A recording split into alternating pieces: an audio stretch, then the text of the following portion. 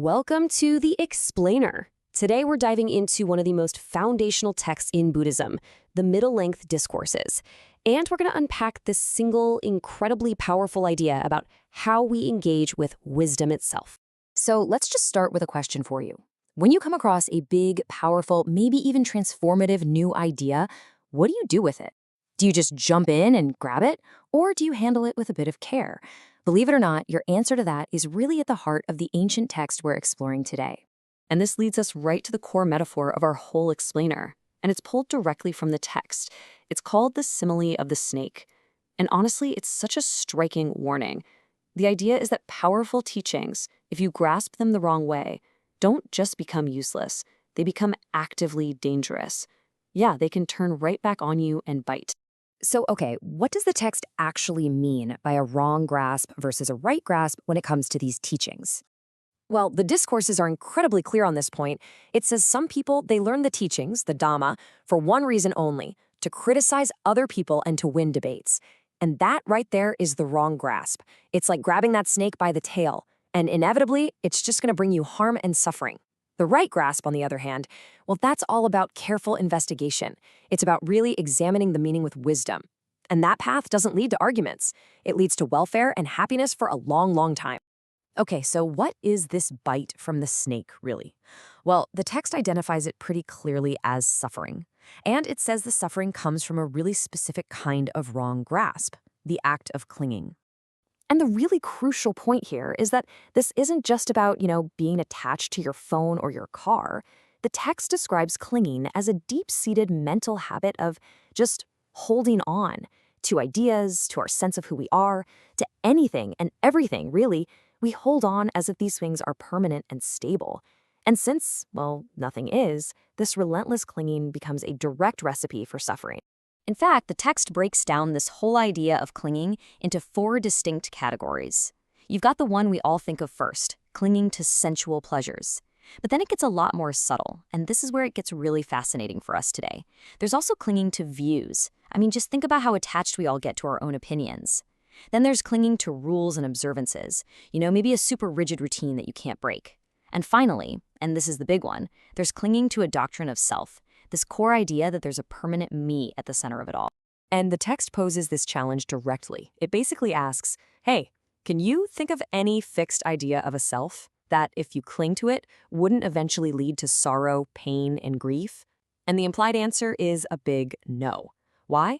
Because any fixed self we cling to is bound to clash with the simple fact that reality is always changing. So if clinging is the wrong grasp that causes the snake to bite, then what's the right one? Well, the text lays out a path for us. And it's not a path of blind belief, but one of gradual, personal investigation. And this is a really fundamental shift. The goal isn't to acquire a new set of beliefs to add to your collection. No, it's about stripping away distortions so you can develop this clarity of perception to see things as they actually are. You can almost think of it as a subtractive process, not an additive one. And the path it lays out is really methodical, step by step. It starts simply. You listen to the teachings. Then you remember what you've heard. Then, and this is the critical part, you examine the meaning of those teachings. This isn't about blind faith at all. It's about deep investigation. That leads to what's called a reflective acceptance, which then sparks the zeal to put it into practice until finally you realize the ultimate truth for yourself. Okay, this all sounds good in theory, but how do you actually practice this?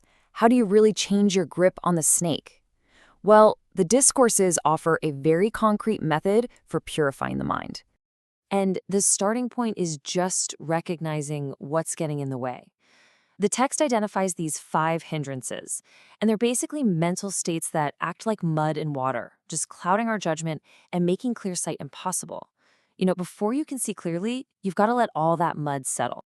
And what I find so fascinating is how the text makes these abstract mental states feel so concrete and urgent. Sensual desire, for example, isn't just a vague distraction. It's compared to being in debt, always owing something. Ill will and hatred, that's like having a disease. Sloth and torpor, that heavy, can't get out of bed feeling, that's like being in prison. Restlessness and remorse, that's like being a slave. And doubt is compared to wandering, lost across the desert. And when you abandon these hindrances, the text says the feeling is one of profound relief and liberation. It's like being freed from that debt, finally being healthy, getting released from prison, becoming free from slavery, and arriving in a land of safety. It's not just an intellectual exercise, it's a deep state of joy and peace. So when the mind is finally clear of these hindrances, the path reaches its ultimate goal. Not just holding the snake correctly, but being able to let go of the snake entirely. And this is maybe the most crucial takeaway of all. Liberation isn't about gaining something new or acquiring some new quality. It's simply the end of suffering that happens naturally when we release our clinging. The freedom, in a way, was there all along. It was just obscured by our tight, fearful grip. And when people in the text finally grasp this, their reaction is always one of profound relief and sudden clarity. They describe it as if someone were turning upright what had been knocked over, or revealing what was hidden. It's not about learning a complex philosophy. It's like a lamp being lit in a dark room, making everything clear. So, we end by turning this ancient simile right back to you. This text isn't just a historical document, it's meant to be a practical guide. It invites us to look directly at our own experience and to ask, what in your life are you grasping by the tail? What ideas, what beliefs, what parts of your identity are you holding on to so tightly that they've turned around to bite you?